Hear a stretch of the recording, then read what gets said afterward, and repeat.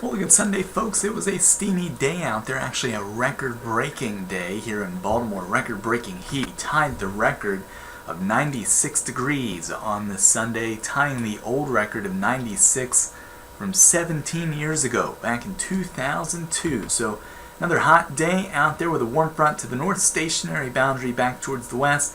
A couple lifting mechanisms mean the chances of showers and thunderstorms. We did see that this afternoon, and we'll carry a passing storm through the evening hours. Most of the activity will continue to diminish. And then we do it again tomorrow. Hot temps back up around 96 degrees with a shower or thunderstorm.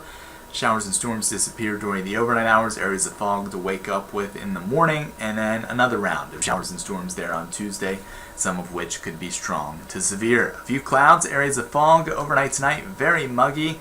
Air conditioners remain in play. Areas of fog tomorrow morning, feeling like 105 as we get towards the afternoon with a high of 96 there on your Monday. 97 in Frederick, 94 in Aberdeen, 96 tomorrow in Easton. Tuesday's forecasting hot, some pop-up storms in the afternoon. High temps back in the low to middle 90s. We keep that trend going on your Wednesday. Back down to about 89 as we watch the front on Thursday with some severe weather.